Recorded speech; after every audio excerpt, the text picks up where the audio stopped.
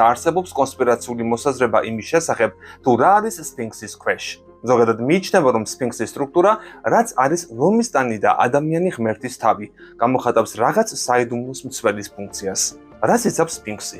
მიწისქვეშა საიდუმლო ქალაქს თუ ძველ ეგვიპტურ მისტერიული ცოდნის დამადასტურებელ მატერიალურ მტკიცებულებას. ამ თეორიის მიხედვით ქანდაკების ქვეშ უძველესი ეგვიპტური ცივილიზაციის მიერ დატოვებული ინფორმაცია ინახება. ეს ცოდნა ზოგიერთი ადამიანის აზრით ატლანტიდის ცივილიზაციას შეიძლება უკავშირდებოდეს. არსებობს გვირაბი, რომელიც სფინქსის ქვემოთ დიდ მიწისქვეშა ქალაქ სტრუქტურას აკავშირებს. დამალულ გვირაბში შესასვლელი სფინქსის წინა მარჯვენა თათის მახლობლადაა განლაგებული. მეცნიერები მის აღმოჩენას მართლაც ცდილობდნენ, თუმცა ჯერჯერობით ვერაფერს მიაგნეს, ან არ ამბობენ, რომ მიაგნეს. ქანდაკების მიმდებარედ ბუნებრივი ღრმულები და ჩასაძრომი ადგილები ნამდვილად არის. ასევე სფინქსის თავში არსებული ერთგვარი გვირაბი, რომელიც თავსაბურავის შესაკეთებლად უნდა გაიყვანათ.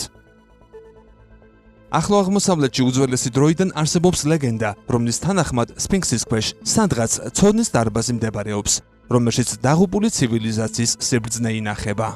ცოდნის დარბაზის შესახებ ინფორმაცია ბიზანტიელი ისტორიკოსის გეორგიე სინსცელის ნაშრომში არის ნახსენები. იგივე ინფორმაცია მოცემულია ეგვიპტის ტაძრების კომპლექსზე. კედის ჩანაწერებზე უძველესი საცავი არქივის სასახლედ, ჩანაწერების დარბაზად და იგივე ცოდნის დარბაზად არის მოხსენიებული. აშკარაა, რომ გიზის პლატოს ქვეშ მართლაც არის საიდუმლო დარბაზი, რომელშიც ძალიან მნიშვნელოვანი ინფორმაცია ინახება.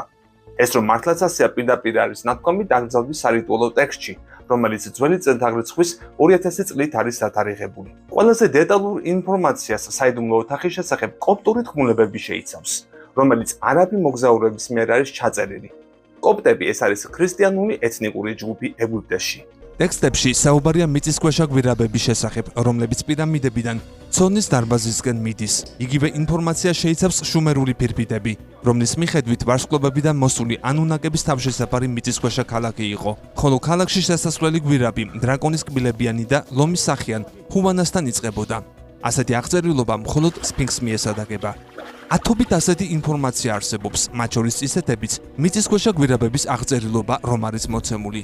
ჩანაწერები უძველეს დროში მცხოვრებ ადამიანებს ეკუთვნით. მათ, ვინც გვირაბებში ნამყოფები იყვნენ, მაგრამ ხაფანგების და ხელოვნური ადამიანების, იგივე რობოტი ქანდაკებების გამო დარბაზამდე მისვლა ვერ შეძლეს. ინფორმაცია მიწისქვეშა ქალაქის არსებობის შესახებ, რა თქმა უნდა, არც თანამედროვე მეცნიერების ყურადღების მიღმა დარჩენილა და დაიწყო გიზის პლატოს დეტალური შესწავლაც.